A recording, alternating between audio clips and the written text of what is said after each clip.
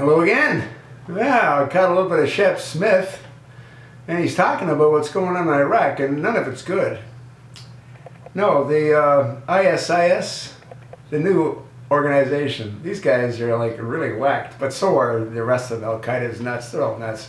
But what they're doing is they're capturing all these cities in Iraq, and they're chopping off heads and lining up the corpses along the streets, you know? And the Iraqi military so far is they're fleeing, and they're abandoning all their military vehicles. You know, the ones that we gave them. Hey, George W. Bush has got to be proud of this moment, huh? Huh?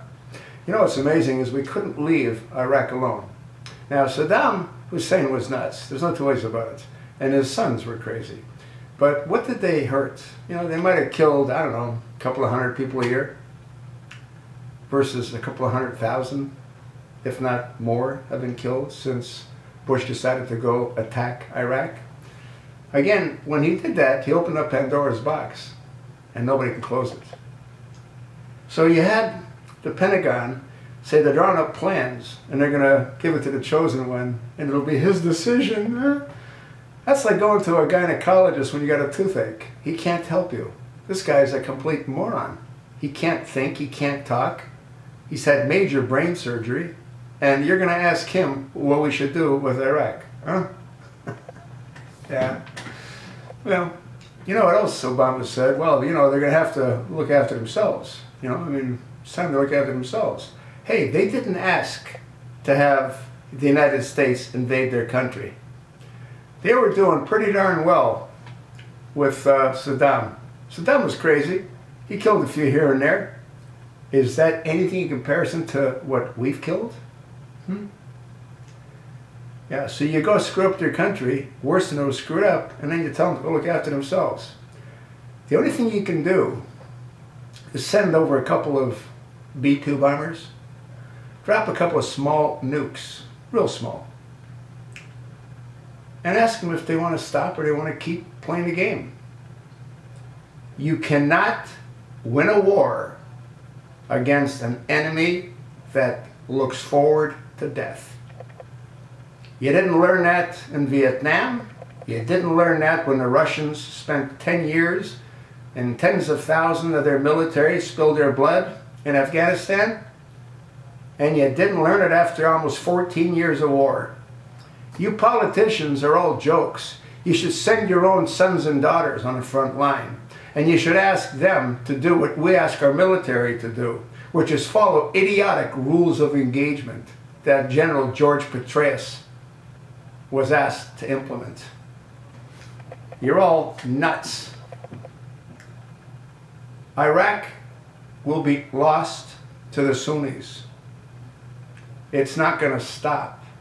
And the American people are going to wake up when gas is around $12 to $14 a gallon. And I don't see that being that far away. Obama's not going to stop it. Obama is going to fan more flames on it. What do you think happened in Egypt? Huh? What do you think happened in Egypt? That was Obama and Hillary fanning the flames of discontent. What do you think happened in Libya? That was Obama attacking Libya to get rid of a Shiite who controlled Libya. Gaddafi was a Shiite. Obama's father was a Sunni. You want to bet that's where Obama is? I can't believe the American people are so stupid they're going to allow this floppy-eared idiot who can't put 5 words together without going, and they're going to have him make the decision that's going to affect our country?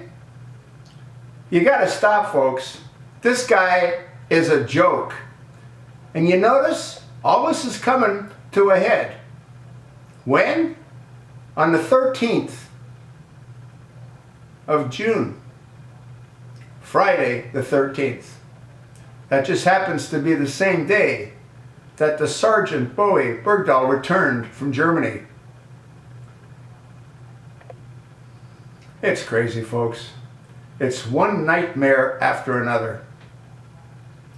And George W. Bush, you should be proud of yourself.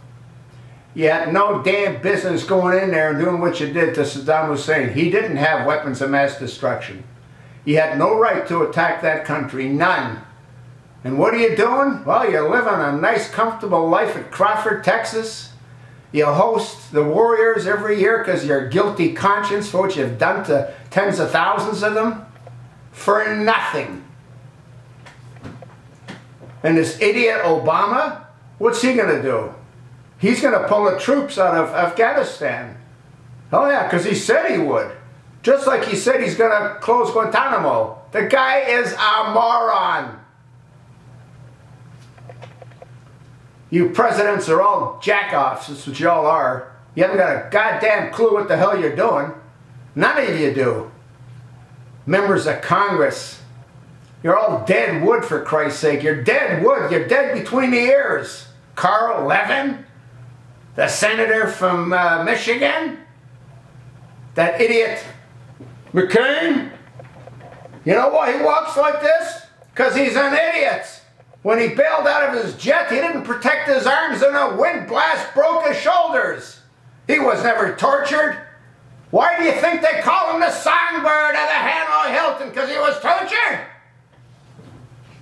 God damn stupid American people. You're all idiots to allow this insanity to continue. Un-effing believable. That's what it is. Un-effing believable. Distract, divert, to deceive. That's all they ever do.